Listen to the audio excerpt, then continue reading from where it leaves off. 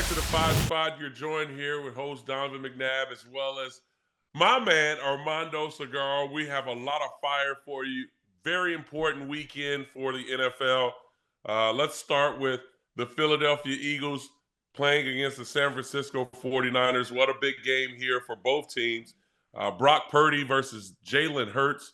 The defense, I should say, more of the upgraded defense after Chase Young was signed over and traded from the Washington Commanders to add more firepower to the pass rush of the San Francisco 49ers defense. They suffered some injuries over the last couple of weeks. And the Philadelphia Eagles coming off of a great win over the Buffalo Bills in overtime.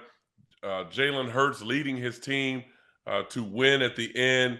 What a nice closeout rush by Jalen Hurts. But it's going to be exciting to see because it's a rematch. It's a rematch of the NFC Championship last year, which Brock Purdy was injured, and they were left to pretty much have quarterback by committee try to help them win. When I look at this game, it all starts with the Philadelphia Eagles in my eyes because they hold the cards. They're representing the NFC this year. Everyone is talking about the Philadelphia Eagles possibly getting back to the Super Bowl, but I'm sure John Lynch as well as Kyle Shanahan has some words for that. Armando, when you think of this particular game, what stands out more? Is it more about Brock Purdy being healthy, or is this more the storyline of what we expect to see from the Philadelphia Eagles? Yeah, Donovan. So what stands out to me is I'm wondering, what does Las Vegas know that we don't know? You know how they always say Las Vegas and the bookies and all those people, they know stuff that we don't know, and that's why they set their line and stuff like that. And I'm looking at this thing, man, and the Eagles are 3-point underdogs. And the Eagles are 3-point underdogs, even though they have the best record in the NFL. Right. And the Eagles are 3-point underdogs, even though they're the defending NFC champions. And the Eagles are 3-point underdogs, even though they're at home. And the Eagles are 3-point underdogs, even though they beat the 49ers last year. And what? I don't understand. No comprendo. So would you say, is it more of the X factor of them actually having a quarterback with Brock Purdy? Now, Brock Purdy has had put together at least back-to-back games from that 3-game slide that they had. But does that mean that he's more of the X factor or the piece that they're missing to get them over the hump? You know, I thought about this because later in this show, we're going to talk about MVPs. And to me, an MVP on a team is a player that if he's gone, you're not winning. And Brock Purdy was that against the Eagles last year. But this year, he was playing and they lost 3 games in a row. So he wasn't the X factor in those 3 losses in a row. They didn't have Deebo Samuel. They didn't have Trent Williams, and he couldn't make up the difference. Right. So I'm not sure about him as the X factor. He's supposed to be like, look, a basketball reference. He's supposed to be the point guard. He's supposed to distribute. How about that? Basketball reference. Good job, Armando. yeah. Basketball. That's the game with the little round ball, right? Sure. Yes. The little round ball. Orange, not the white one. Oh yeah. So I mean, look, this is a game to me where that thing that I just talked about, the Eagles being underdogs, that's a prideful team. Yes. And I don't know, you tell me, what are those guys do those guys in that locker room even acknowledge that they're underdogs? And if so, what are they thinking? Are they pissed off that they're underdogs and they're not getting the respect? Well, I mean, let's go back to when they won the Super Bowl with Nick Foles. That was the underdog aspect. Remember when they brought the the little dog mask out and they ran with the underdog aspect. And I think last year they were the underdogs that no one expected them to make it to as far as they did. So I believe, yes, and being an alum of the Philadelphia Eagles, we will ride that underdog aspect. Now, the old school term, as everyone uses, our bulletin board material. Well, Debo Samuels has been putting up bulletin board material about the Philadelphia Eagles over at least the last 6 months. So calling out Bradbury and calling out the secondary of the Philadelphia Eagles and saying that pretty much that Bradbury was trash. So this will be a big matchup, not only for Bradbury, but for Slay as well.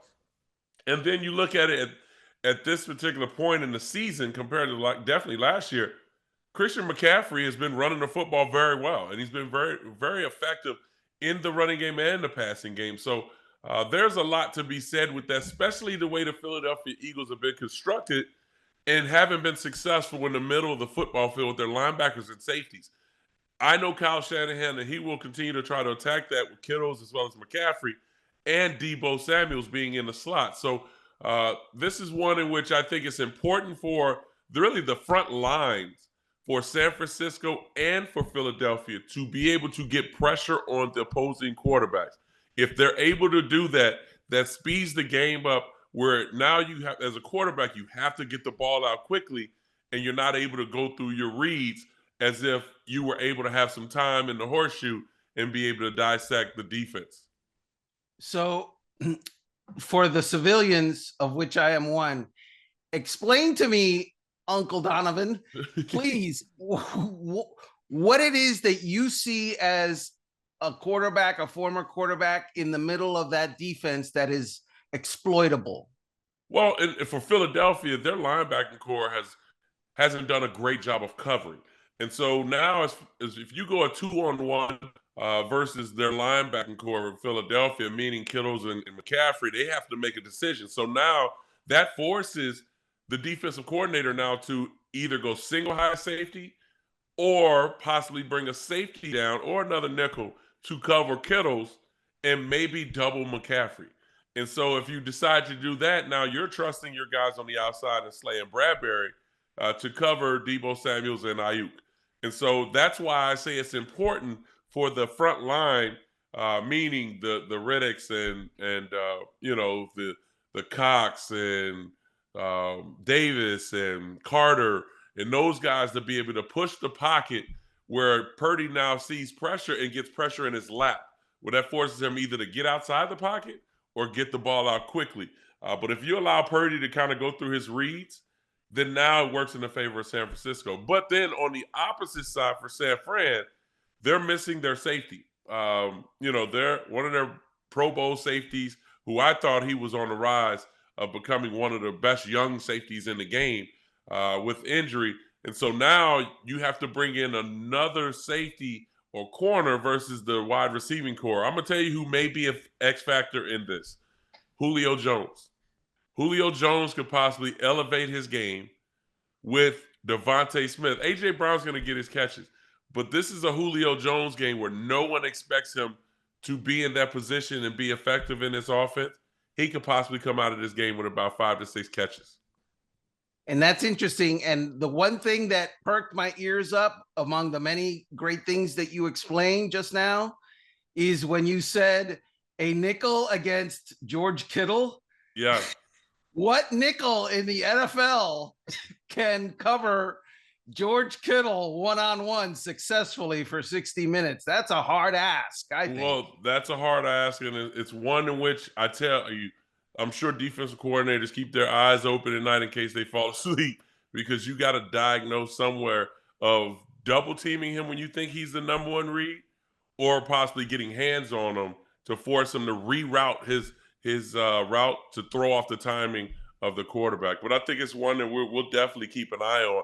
Let's go into that aspect of the MVP. And I think that's a very important conversation because we just talked about the San Francisco 49ers and the Philadelphia Eagles. Jalen Hurts, to me, is back in the MVP conversation, the way that he's been leading this team. Christian McCaffrey is still in that top 6, I believe. But when you look at Lamar Jackson, as you brought up before, he's definitely in that conversation. Patrick Mahomes always finds himself in that conversation. But who would you say is the number one guy, the sleeper guy that no one is talking about as far as MVP is concerned? Yeah. So when we discussed talking about this, and you gave me homework, by the way, I hate homework, Donovan. Don't give me homework. Come on now. So I'm looking at these guys, and man, I can't find one guy that says to me, "Look at me, I'm the guy this year." Right. You mentioned Jalen Hurts, 18 touchdown passes, 10 interceptions. Right. Okay. And people will say, well, he scored 11 rushing touchdowns. And that is true. That is, that's a lot of points. But a lot of those 18 rushing touchdowns are 1 yard tush push. Tush push. And again, we had Nick Sirianni on this show, and tush push is amazing, right? Yes, yes. And it takes a special breed of quarterback, of which maybe there's only one to do that. But I don't think that is MVP. For sure, I'm the MVP. I can tush push. Right. You mentioned Mahomes. Okay, he's not having an amazing look at me year. Right. It can't be Purdy. It cannot be Purdy. No. Like we just mentioned, so they were 0-3 with Purdy, but without Debo and Trent Williams. So if you're not the most valuable player or players on your own team, you can't be right. So that's why I brought up Christian McCaffrey. That's why I said Christian McCaffrey is still in that top 6, even though his touchdown streak ended in Jacksonville, but it's okay. Not Josh Allen. No. Not. CJ Stroud is a guy you might got to look at. See, and I'm so glad that you said that, because I'm gonna go to Texas, and bring up 2 names. One in which it seems like everyone just he and Russell Wilson are 2 of the quarterbacks that everyone just loved to pile up on. And we have to bring Russell in this conversation because of the way things have changed in Denver. But I'm going to mention 2 names. You mentioned one, CJ Stroud, and the way that he's played and turned that whole organization around, where now we have to attribute winning to the Houston Texans, because they know how to win in late in games, and they have a quarterback that can lead them to that particular position. And then I'm going to throw Dak Prescott in there. Now, people want to talk about he hasn't won versus winning team. Listen, you play who's on your schedule. And from where he was last year, where everyone just piled up on him for the interceptions that he was throwing, people were pretty much looking at him like he was Brett Favre. It's just like, oh, he'll throw 2 touchdowns, but he also throw 2 picks. Oh, he's got 3 touchdowns, but he's got 2 picks. But this year, he's controlled the ball a little bit, controlled the game. He's using his legs this year, which everyone would kind of talked about, well, he needs to be a little bit more mobile, and why isn't he running? Well, he's running a little bit now when asked upon and when the time calls itself. But I think Dak Prescott and CJ Stroud, to me, are the number 1 and 2. And then I bring Lamar still in that aspect. And then I'll have to bring Tyreek Hill in that top 5 as well, by the way that he's been playing out in Miami. Yeah, so a couple of things. Dak Prescott, 70% completion percentage this year. That's number 2 in the NFL. 23 touchdown passes. That's number 2 in the NFL. 107.4 quarterback rating, number 2 in the NFL. That's a pretty great resume. Yes. If you're trying to win the Triple Crown as a quarterback. CJ Stroud leads the NFL in passing yards per game, 297 passing yards per game. That's pretty great. As a voter on this, I can tell you he's already won the Rookie of the Year. Exactly. Offensive Rookie of the Year. And my concern for him is that the voters who are nerds like me will say, well, I'm giving him the offensive rookie of the year. Let me spread things out and give someone else the MVP. I hope that doesn't work against him. Right. But I'm just suggesting to you, it probably will. It might. Yeah, absolutely. You mentioned Tyreek. Absolutely. Great candidate. 120 yards receiving per game. He's on pace to go over 2,000 and be the first receiver to go over 2,000. And let me just throw this at you, Mr. Offensive Player. This might be the year that a defensive player has a stake in this whole thing. How about Deron Bland? How about TJ Watt? And Myles Garrett's in there too, even though he's injured, but we'll see what happens. I think what you'll see is Bland will be in the top 4. He'll be in the top 4, but I think he will win Defensive Player of the Year. If he's able to, in the next couple weeks, if he's able to get 2 to 3 more interceptions, they don't have to be pick sixes, but interceptions, because I think his story is well beyond everyone else. TJ Watt he's a dominant defensive end, outside linebacker. I think he surpassed it, or close to surpassing his brother, of being able to apply pressure to the quarterback and being disruptive. So with Myles Garrett. But the reason I say it's a bigger story at Bland, because remember, he wasn't starting. The starter was Diggs.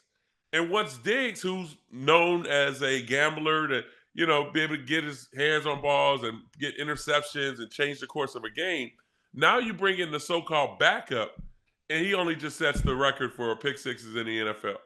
And so that's why I say it's a bigger story, where if Dak Prescott, Lamar Jackson, and CJ Stroud continue to climb and win games and still play at the level we're seeing, it's very hard for a defensive player to surpass that.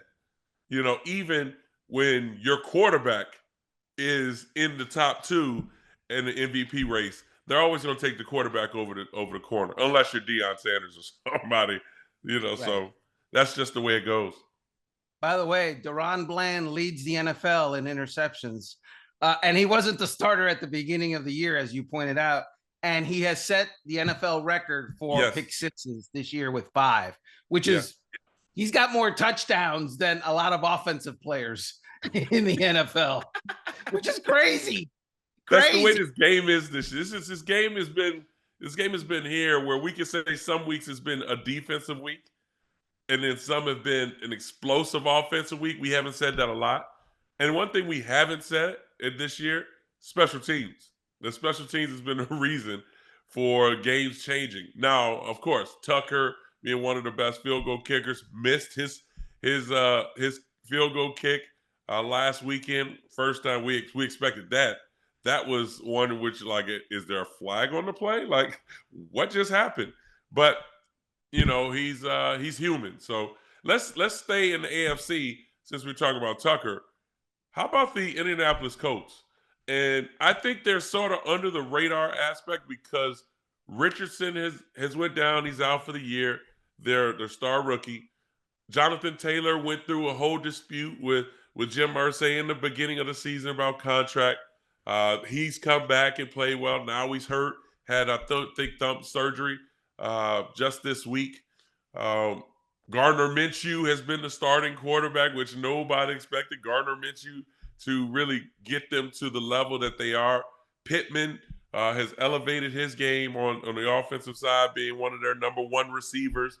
Their defense has been playing pretty well. Obviously, their head coach being an offensive-minded guy, but his defense has been playing well, especially when Leonard, your star middle linebacker, Pro Bowler, All-Pro, was released this week. He's a staple of this whole organization, and you decide to cut ties with him. And the way that they've been playing has been pretty impressive. Do you think that they're a playoff team, or they'll find themselves on the outside looking in? Yeah, right now, they're in the playoffs. Right now, they're the number 7 seed in the AFC. So, they would be in the playoffs, which is shocking. because if we had a comeback, we got comeback player of the year awards, right? Yeah. If we had a comeback franchise of the year, that's it. That's it. Because last year, if you will recall, Frank Reich fired after, what was it, 7 games, 8 games, under 500. They plucked Jeff Saturday out of, a TV studio. Yeah, studio. And ask him with no experience whatsoever in coaching, much less head coaching on any sort of high level, come in and be the head coach. And he only won 1 game the whole rest of the season. Right. And the owner, Jim Irsay, was destroyed in the public relations, avenue, because, dude, what are you doing? You're picking this guy, and there's other guys that deserve it, and your organization is a mess, and you just fired a coach midstream, and here we are a year later, and like you said, they're freaking 6-5, which isn't great, but it's good enough right now to be in the playoffs if we were playing this Sunday. And they are doing it without Shaquille Leonard, without their starting number Anthony 1 Richardson. draft pick quarterback, and Jonathan Taylor, also hasn't been as much of a factor as everyone hoped, because he had that issue early in the season and in the offseason with the contract. Right. And now he's hurt. I have no idea how they're doing this. They're the biggest, to me, the biggest surprise team in the NFL.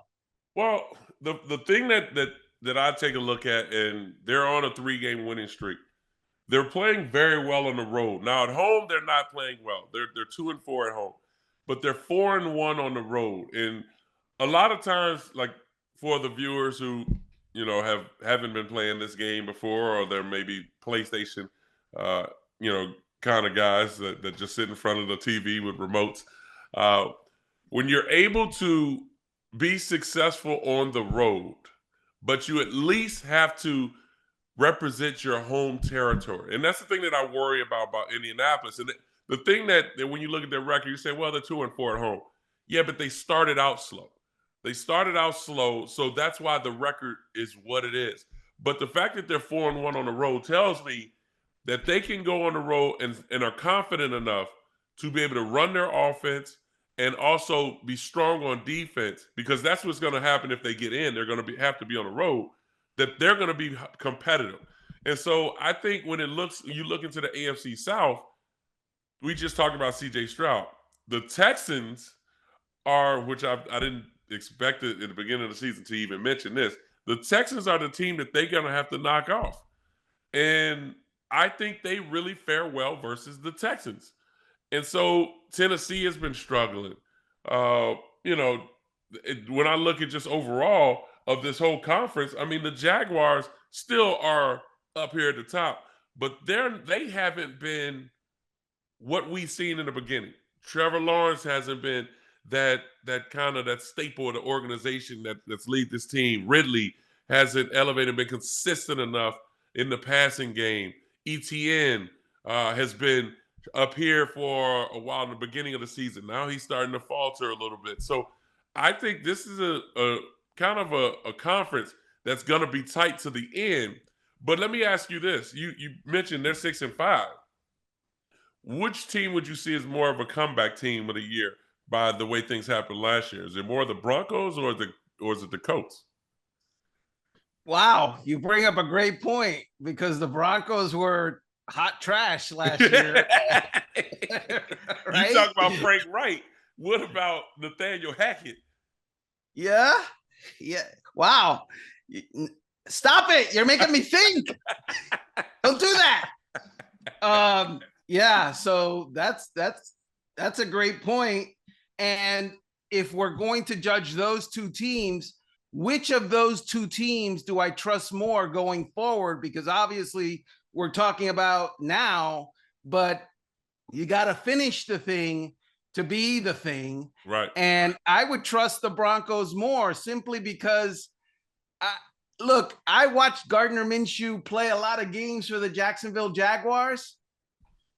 And God bless him. He's a great story and a wonderful mustache and all of that. But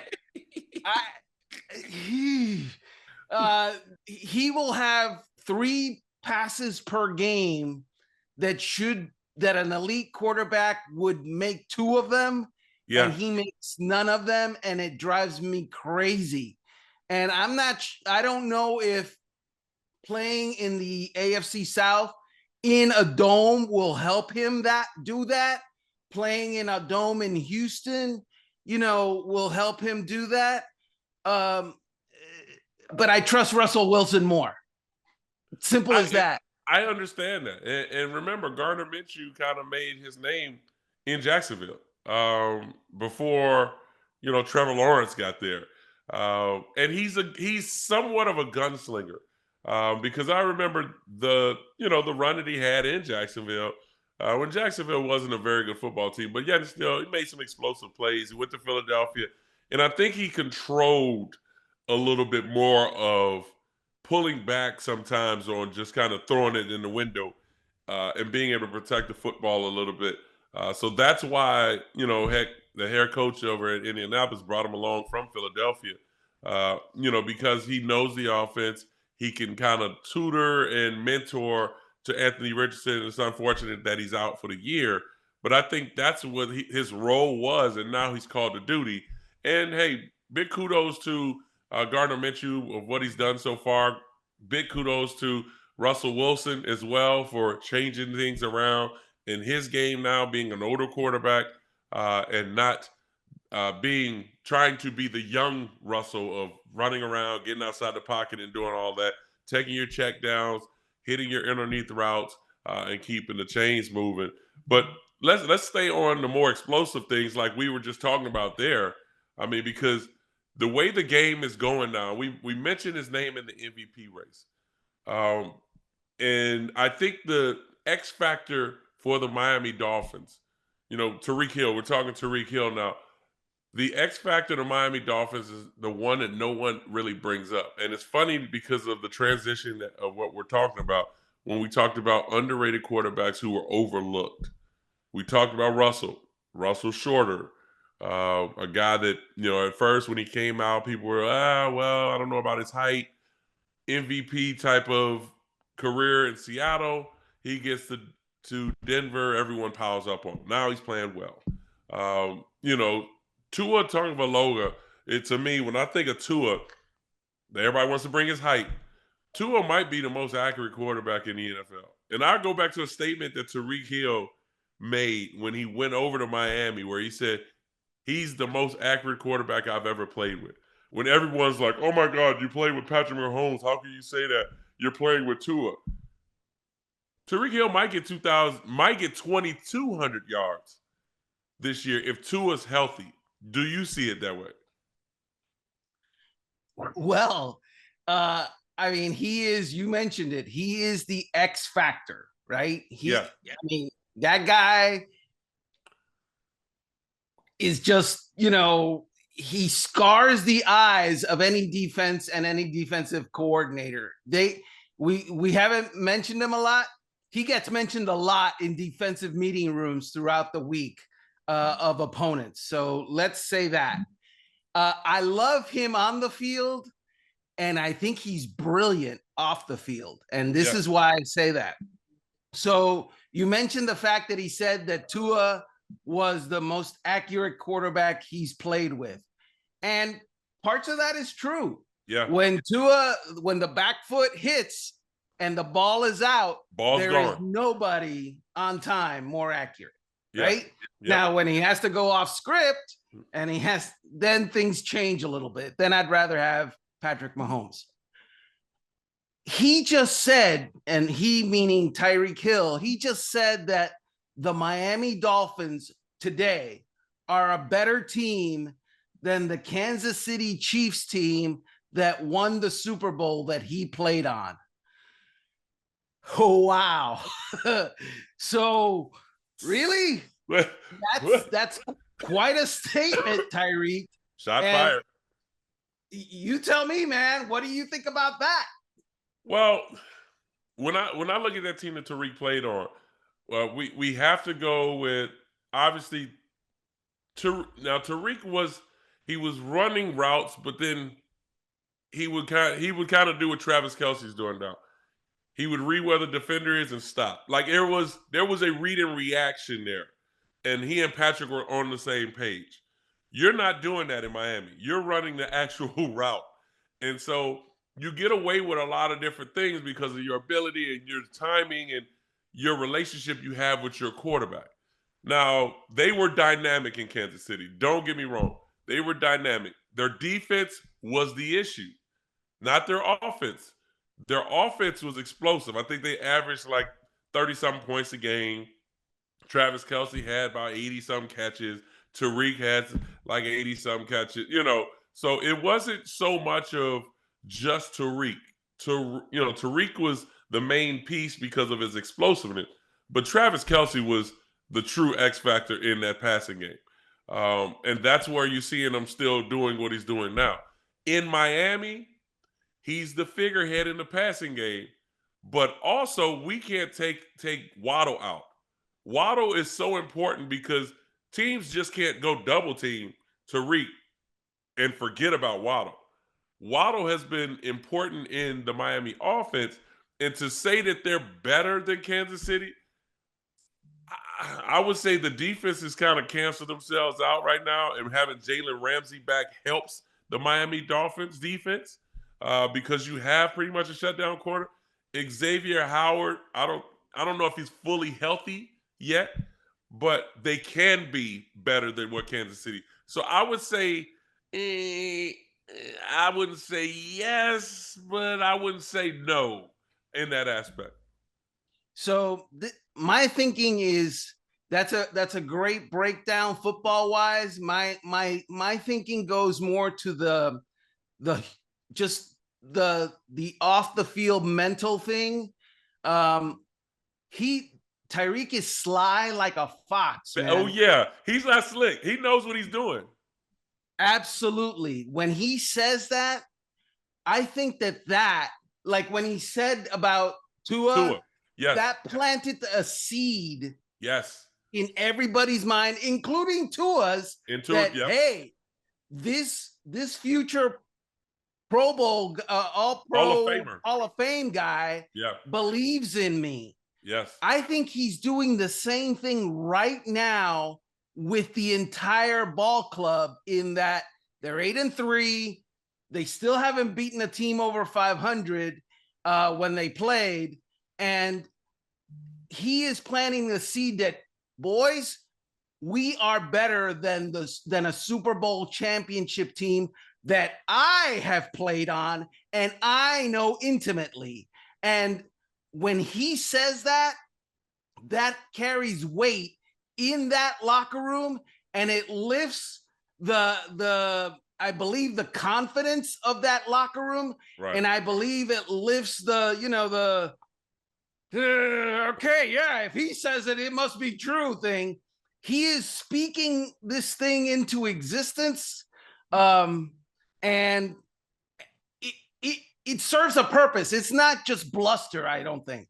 No, and he also he's trying, like you said, he's trying to motivate his guys to give them that confidence, and he's trying to set it up for a possible AFC Championship remake. If you're able to bring this thing back, because remember they played this year, and Kansas City won that game, but there were plays in that game that should have been made that would have helped the Miami Dolphins. If you look at the losses that they've had, and besides the Buffalo game, that just kind of went downhill early. But the Philadelphia Eagles game, they had a chance to win that game. Tyreek Hill drops the ball coming across the middle. And there was also, I think, 2 mistakes in that game and 1 or 2 penalties that were not called in that particular game. And then you go to the Kansas City game, it's the same thing. And so I think he sees that aspect, and that's all film work of just understanding, hey, we had opportunities.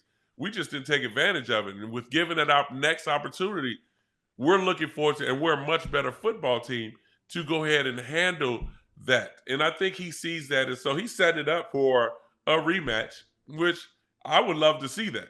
I would love to see that. I would love to see it in Miami where it's warmer instead of, in Kansas City. Not that I'll actually be there at the game, but I do love a little sunshine here and there. And I'm sure you do too out there being a Floridian.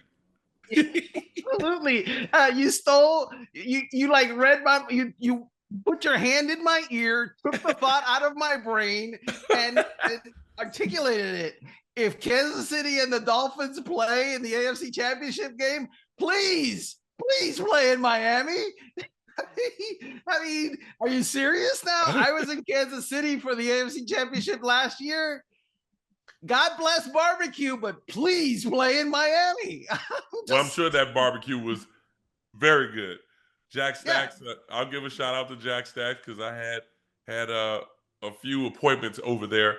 So I really enjoyed myself and put me back in the weight room. But I was able to burn it off a couple days later. Hey, that's our show for today. We love that you joined us. Make sure you join us again for our next episode next week. Joining here at the 5 spot with myself and Armando. We got a lot more fire coming up. We'll recap this weekend's game. May talk a little bit of Heisman. We're getting close to the Heisman Trophy votes. Talk about that next week and more. Join us here at the 5 spot.